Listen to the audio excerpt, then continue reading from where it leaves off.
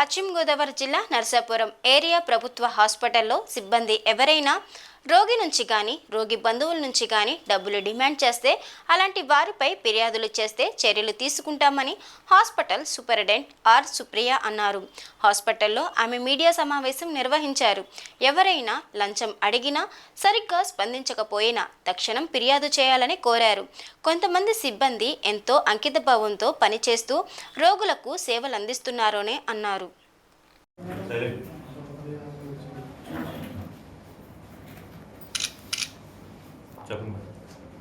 అందరికీ నమస్కారం అండి.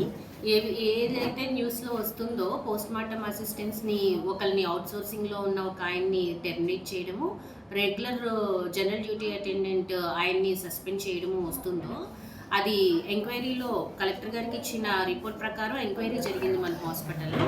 ఆ ఎంక్వైరీలో అది నిజమని తేలడంతో వాళ్ళిద్దరికి ఒక ఆయనకి టర్మినేషన్ ఆర్డర్స్, ఒక ఆయనకి సస్పెన్షన్ ఆర్డర్స్ ఇవ్వడం జరిగింది.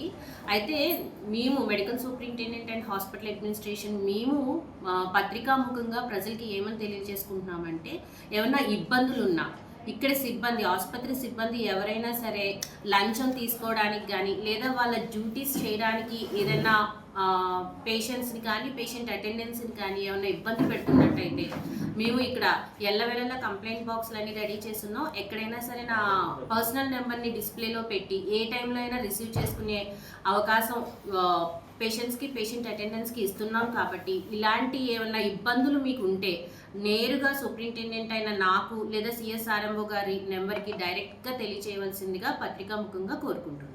ఇక నుంచి ఇటువంటివి జరగకుండా తగు చర్యలు తీసుకుంటూ మొత్తం డాక్టర్స్ కానీ స్టాఫ్ కానీ పారామెడికల్ సిబ్బంది కానీ వాళ్ళ డ్యూటీస్ అన్ని సక్రమంగా చేసుకునేలాగా మేము అన్నీ కరెక్ట్గా ఉండేలాగా చూసుకుంటామని పత్రికాముఖంగా తెలియజేసుకుంటాం. ఆరోపణలు ఏప్రిల్ 16వ తారీఖున ఎన్ఆర్ఈజీఎస్ వర్క్లో జరుగుతున్న వ్యాన్ ఢీకొని మరణించిన నలుగురిలో ఇద్దరికి స్పాట్ డెత్ అయిన ఇద్దరు ఆడవాళ్ళకి మనమే పోస్ట్ మార్టం చేశాము.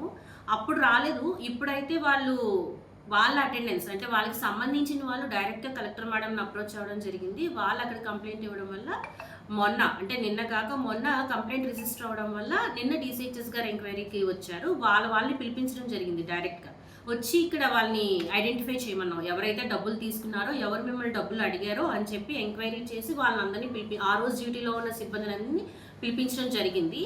వీళ్ళు ఐడెంటిఫై చేయడం వల్ల అది కరెక్టే అని తేలి నిర్ధారణ అయ్యి ఎంక్వైరీ ఆఫీసర్ ఆ రిపోర్ట్ని కలెక్టర్ గారికి సబ్మిట్ చేయడం జరిగింది. వెంటనే యాక్షన్ వచ్చింది. అవును, తాత్కాలికంగా పాల్కోల్ ఏరియా హాస్పిటల్ నుంచి పిఎం అసిస్టెంట్ కిరణ్ గారిని రప్పించడం జరిగింది. ఆయన ఆల్రెడీ వచ్చేసి ఉన్నారు.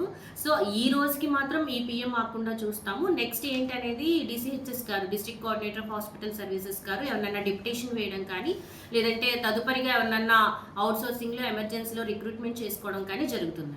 మేడం, మన హాస్పిటల్లో మామూలుగా అయితే ఎఫ్ఆర్ఎస్ అంతా 9 to 4 మాకు అందరికీ ఎఫ్ఆర్ఎస్ ఉందండి. 9 to 4 అందరూ ఎఫ్ఆర్ఎస్ మిడ్ పంచ్ అందరూ వేస్తున్నాము. ఏ డాక్టర్స్ అయితే డ్యూటీ సమయంలో ఎవరు చేసుకోవట్లేదు, అందరూ ఇక్కడ నుండి విధులు నిర్వర్తిస్తున్నారు. అంతేకాకుండా డైరెక్టరేట్ ఆఫ్ సెకండరీ హెల్త్ నుంచి మాకు డైరెక్ట్గా వీడియో కాల్స్ వస్తున్నాయి. కంటిన్యూస్గా మా మీద మానిటరింగ్ ఉంటుంది. అంటే ఒకటి ఏంటంటే రాత్రి నైట్ డ్యూటీ చేసిన వాళ్ళకి, మాకు నైట్ డ్యూటీస్ అంటే డాక్టర్స్కి మార్నింగ్ 9 నుంచి నెక్స్ట్ డే 9 వరకు ఉంటుంది. ఆ నెక్స్ట్ డే వాళ్ళకి డే ఆఫ్ ఇవ్వడం జరుగుతుంది. సో అటువంటిప్పుడు ఏమన్నా వాళ్ళ పర్సనల్ పనులు వాళ్ళు చేసుకోవచ్చు. కానీ అదర్వైజ్ 9 to 4 అందరు డాక్టర్స్ ఇక్కడే ఉండి వాళ్ళ విధులు నిర్వర్తిస్తున్నారు.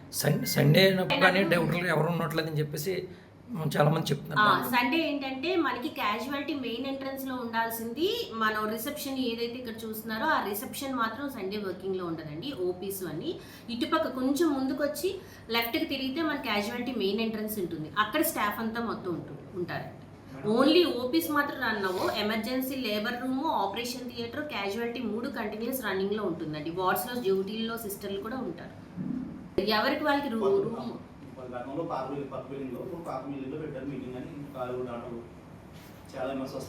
అవును, అవన్నీ కూడా నేను ఆపి ఎవరు డ్యూటీ ఓపీల్లో వాళ్ళు కూర్చునేలాగా చర్యలు తీసుకోవడం, మీటింగ్స్ పెట్టడం జరిగింది. వాళ్ళే ఓపీల్లో కూర్చుంటున్నారు. అంటే మనకి 20 డాక్టర్ల సిబ్బంది ఉంది. 20 మంది ఏంటంటే 20 ఓపీ రూమ్స్ లేవు మనకి. న్యూ బిల్డింగ్లో 3, ఓల్డ్ బిల్డింగ్లో 3 ఉన్నాయి, న్యూ బిల్డింగ్లో 8 ఉన్నాయి. సో మిగతా వాళ్ళందరూ 2 డాక్టర్స్ ఒక రూమ్ లో పెట్టి ఎగ్జామిన్ చేస్తున్నారు. అండ్ అది కాకుండా సదరం డాక్టర్స్ కూడా ఉన్నారు. సదరం టీం అంతా ఒక రూమ్ లో పెట్టి, న్యూ బిల్డింగ్ లో సదరం డాక్టర్స్ వాళ్ళ టీము, డేటా ఎంట్రీ ఆపరేటర్స్ ఒక 4-5 కలిపి ఒకే రూమ్ లో ఉన్నారండి. అక్కడ సదరం రీఅసెస్మెంట్ జరుగుతుంది. లేరండి, రేడియాలజిస్ట్ లేరు, civil surgeon general medicine, civil surgeon gynaecologist లేరు, వేకెంట్.